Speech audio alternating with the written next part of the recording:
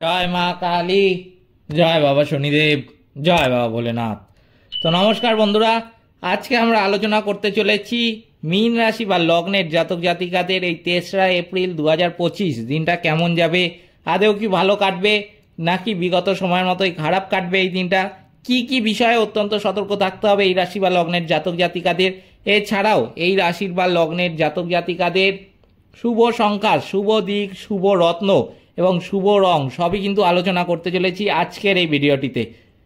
তাই জন্য আজকের ভিডিওটা কিন্তু অত্যন্ত বেশি গুরুত্বপূর্ণ হতে চলেছে মীন রাশি বা লগ্নের জাতক জাতিকাদের জন্য। সেই জন্য আমি আপনাদের কাছে অনুরোধ করব ভিডিওটিতে অবশ্যই একটি লাইক, শেয়ার এবং চ্যানেলটিকে সাবস্ক্রাইব করে আমাদের পাশে দাঁড়াতে ভুলবেন না। এবং কমেন্ট বক্সে কিন্তু অবশ্যই জানাবেন জয় মা কালী। মা দক্ষিণা কালী কিন্তু আপনাদের সমস্ত বিপদ ও দুঃখের হাত থেকে রক্ষা করবেন। তো চলুন আজকের ভিডিওটা শুরু করা যাক। যেটা দেখা যাচ্ছে এই 2রা এপ্রিল 2025 তারিখে মীন রাশি বা লগ্নের জাতক জাতিকাদের কিন্তু ধর্ম সংক্রান্ত ব্যাপারে তর্কে জড়াতে দেখা যাবে। মা বাবার সঙ্গে সামান্য পরিমাণ কারণে কিন্তু বিবাদ হতে দেখা যাবে। ব্যবসায় কিন্তু শুভ যোগাযোগ রয়েছে। দুপুরের পরে কিছু পাওনা কিন্তু আদায় হতে পারে এই মীন রাশি বা লগ্নের জাতক জাতিকাদের। সম্পত্তি নিয়ে কিন্তু চাপ বৃদ্ধি হবে এই দিনে। অপরের উপকারের জন্য খরচ কিন্তু বৃদ্ধি হতে দেখা যাবে।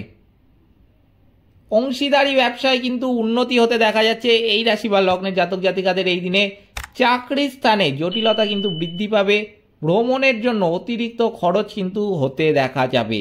কোনো ভুল কাজের জন্য কিন্তু অনুশোচনা হতে পারে এই রাশি বা লগ্নের জাতক জাতিকাদের। এই রাশি বা লগ্নের জাতক জাতিকাদের আর্থিক ক্ষতির কিন্তু একটা যোগ লক্ষ্য করা যাচ্ছে এই দিন। পরিবারের সকলে মিলে আনন্দে কিন্তু কাটাতে পারবেন এই দিনটা।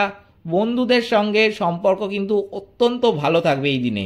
পেশাগত ক্ষেত্রে কোনো ভুল থেকে কিন্তু ক্ষতি হতে পারে। এই দিনের জন্য শুভ সংখ্যা কিন্তু হচ্ছে 68, শুভ দিক পশ্চিম, শুভ রত্ন পোকরাজ, শুভ রং কিন্তু হচ্ছে হলুদ। এই ছিল আমার আজকের ভিডিওটিতে অবশ্যই একটি লাইক, শেয়ার এবং চ্যানেলটিকে সাবস্ক্রাইব করে আমাদের পাশে দাঁড়াতে ভুলবেন না।